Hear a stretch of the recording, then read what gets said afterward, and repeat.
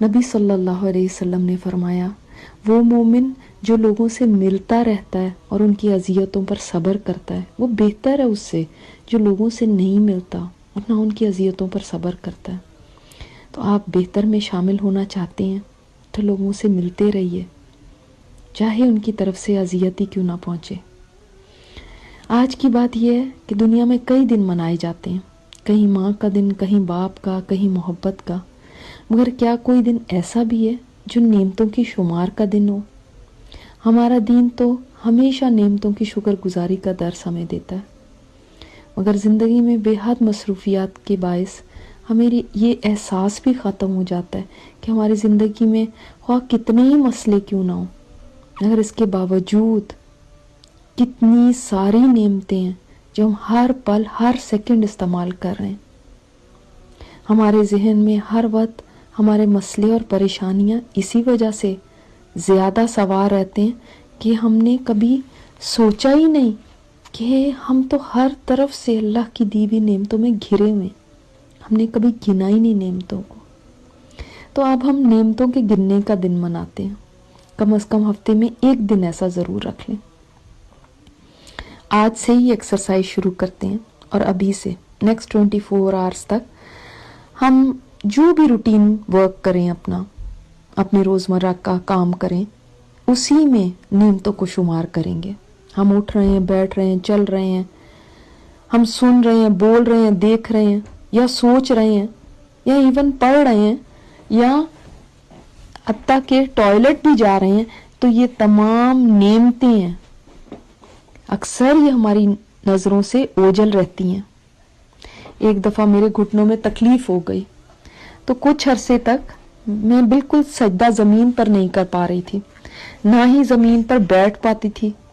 تب مجھے احساس ہوا گھٹنے کتنی بڑی نعمت ہے، اور سجدہ زمین پر کرنا اللہ تعالیٰ کا کتنا بڑا انعام ہے۔ اسی طرح ایک مرتبہ کمر میں تکلیف کی شکایت ہو گئی، تو وہ کام جو ہر وقت ہر روز بآسانی کرتی تھی وہی ایک بوجھ بن گئے۔ ہلکی سی موومنٹ کرنا بھی محال ہو گئی۔ اٹھنے بیٹھنے میں اتنی احتیاط کرنی پڑتی تھی، وہ اٹھنا بیٹھنا جو زندگی میں ان گنت مرتبہ بغیر سوچے سمجھے کر چکے تھے، وہ بھی اب مشکل ہو گیا تھا۔ کبھی سوچا نہیں تھا کہ یہ بھی کوئی نعمت ہے، یہ تو کوئی بڑی بات ہی نہیں لگتی تھی، مگر کمر میں تکلیف کے بعد یہ بہت بڑی بات بن گئی۔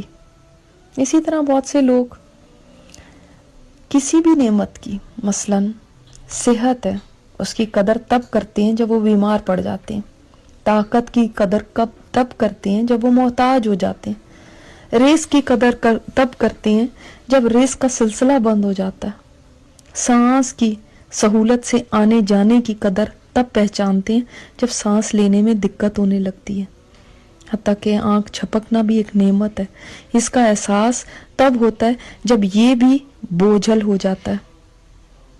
اسی طرح جب کہیں درد ہوتا ہے جسم میں، تب پتہ چلتا ہے کہ پین لیس وقت جو میں نے گزارا وہ کتنا پرسکون تھا۔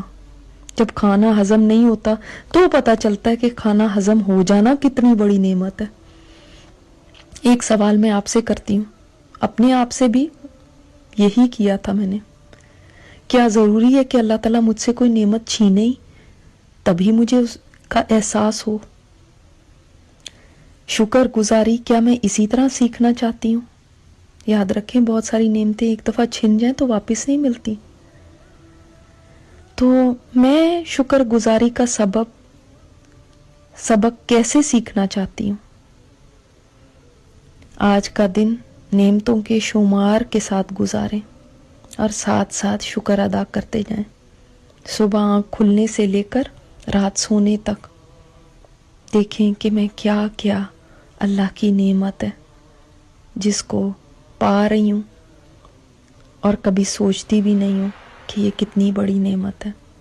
اللہ تعالیٰ ہمیں نعمتوں کو برتنے والا بنائے اور نعمتوں کے زوال سے ہمیں محفوظ رکھے، ہمیں شکر گزار بنا دے اس سے پہلے کہ نعمتیں ہم سے چھنے۔